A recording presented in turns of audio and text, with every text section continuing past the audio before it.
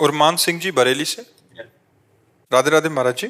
महाराज जी, जब अर्जुन जी जैसे संस्कारी भगवान श्री कृष्ण के मित्र धर्मराज के भाई गीता जी को सुनने के बाद वह भी भगवान श्री कृष्ण ने सुनाई हो, फिर भी बिना विराट रूप देखे युद्ध को तैयार नहीं हुए अर्जुन जी, तब साधारण मनुष्य हम जैसे माया से बाहर आए बिना बिना प्रभु की इच्छा जैसे पत्ता भी नहीं हिलता, तो उनके काम क्रोध लोभ मोह ईर्ष्या से कैसे बाहर आ सकते हैं या क्यों बनाए? भगवान की बनाई हुई माया है, तो फिर वो हमें खिलाते क्यों हो उसमें? नहीं, भगवान की बनाई हुई माया नहीं, आपकी रची हुई माया है।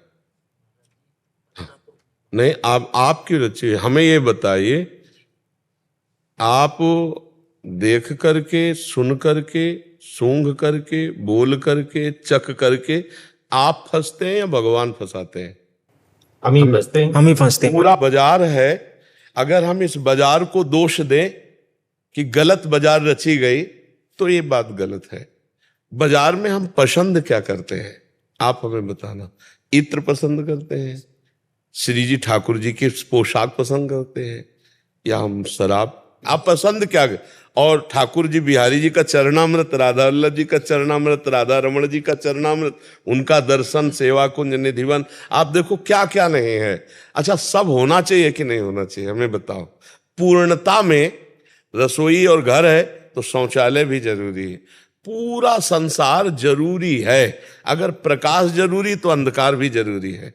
आप हमारी बात समझना। भगवान की छाती से धर्म प्रकट हुआ, पीठ से अधर्म प्रकट हुआ।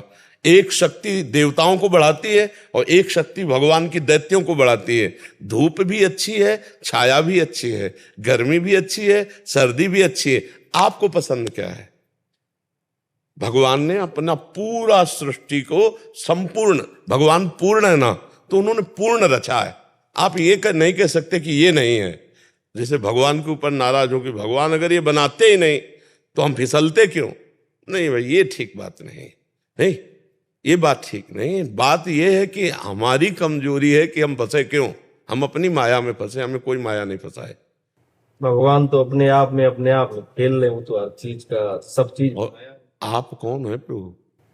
जी, मैं अरमान बरेली से। नहीं तो आप ये शरीर का परिचय बता रहे ला।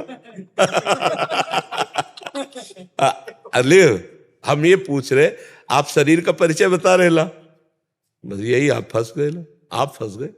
आप हटो, देखो आप कौन है। आप वही ब्रह्म है। ब्रह्मविद ब्रह्म ही भवति। आपसे केवल हम बात कर रहे हैं। ये चीज जो है आप नहीं है। इसके अंदर जो मन बुद्धि चित्त, वो आप नहीं है।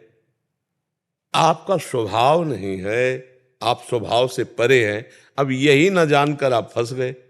अब आपकी पत्नी भी होंगी, आपके पुत्र भी हैं, आपका घर है, आपका परिवार है, आपका है ना, आपका है यार। क्या भगवान को काहे को दोष देते हो?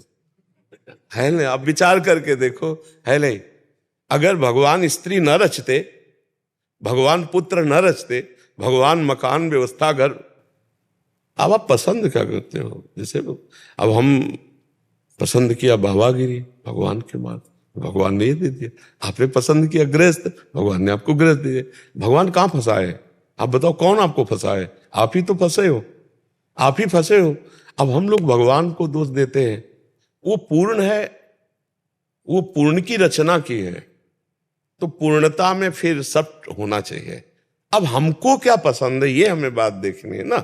अब ये थोड़ी, अब जैसे कि जो भगवान ने बनाया है, या सब खाने के लिए तो बनाया है, तो हम तो सब खाएंगे।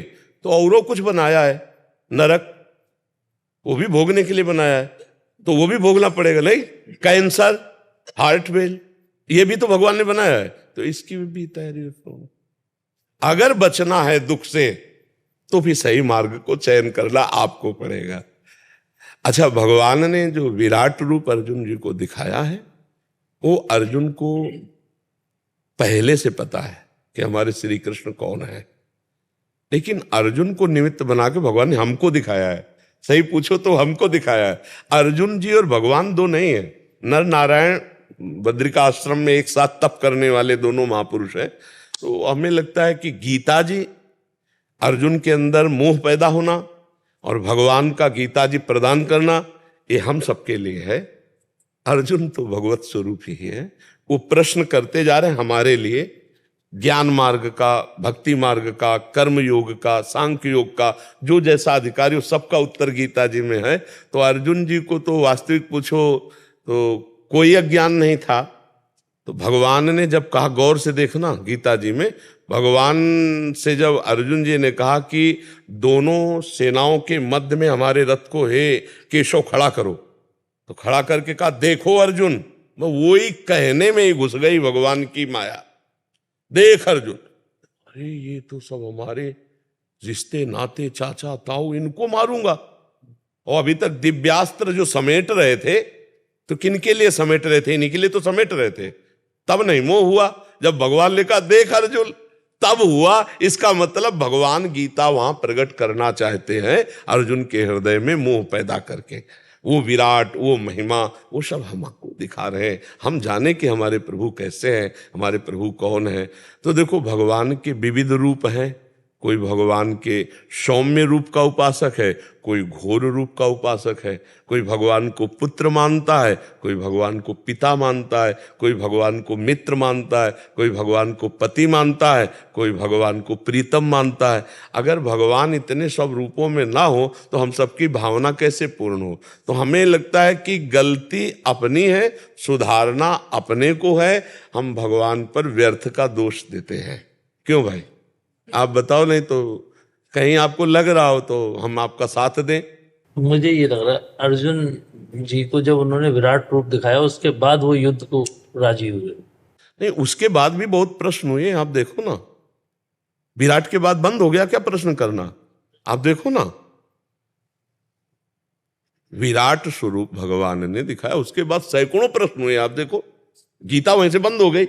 अगर आपके अनुसार होता तो गीता वहीं से बंद हो जाती। विराट के बाद तो बहुत ही प्रश्न हुए।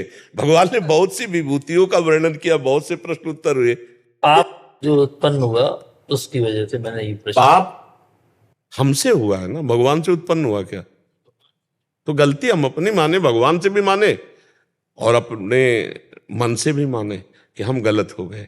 देखो, अभी इसके पीछे बैच में हमने कहा था कि जब हमारी 4 बहनें हमारे साथ खेलती होती हैं तो हमारे अंदर पाप बुद्धि नहीं आती है, वो हमारे समान ही हो।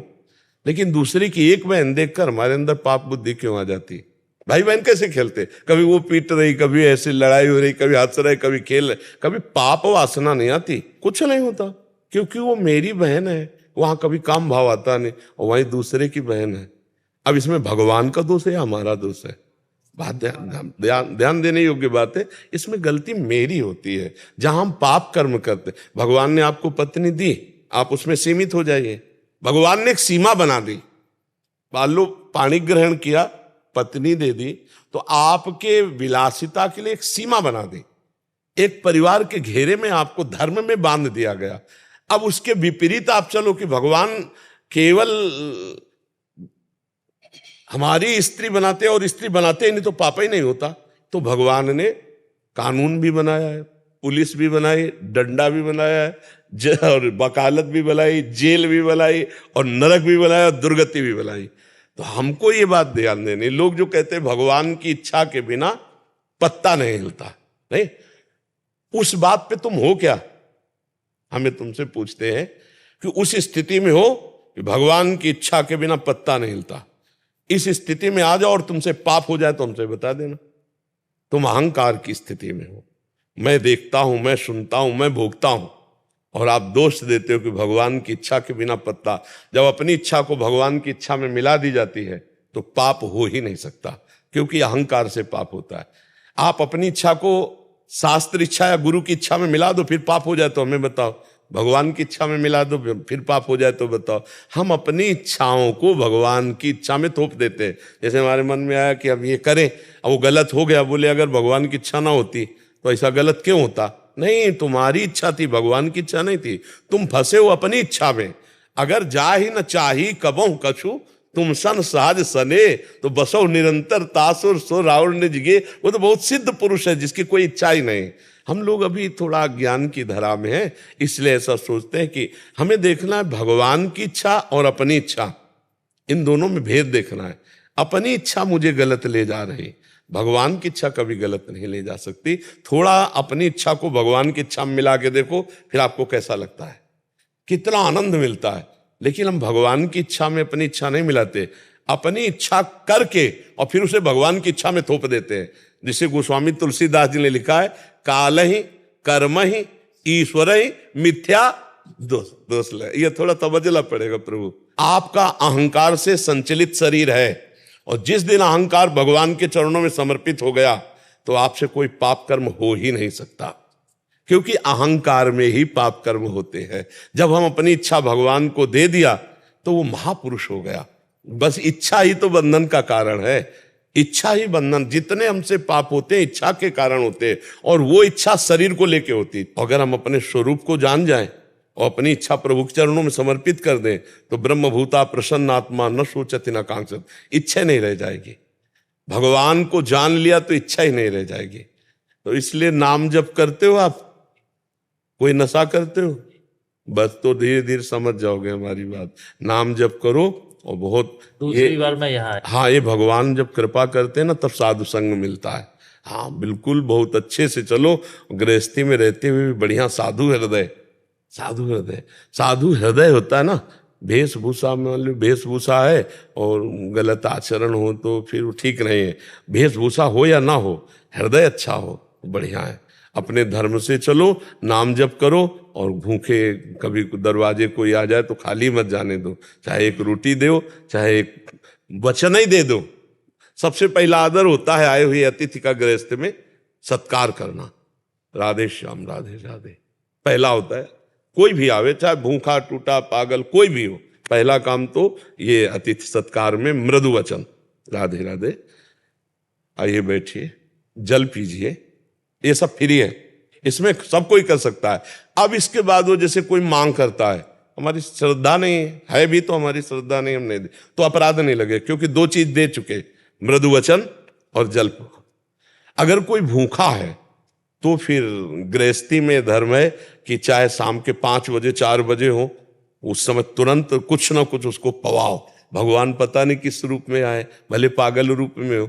तो गृहस्थी में अतिथि सत्कार और नाम जप और धर्म पूर्वक पालन तो साधु ही है, गृहस्थ में रहता हुआ भी भगवत प्राप्ति कर लेगा।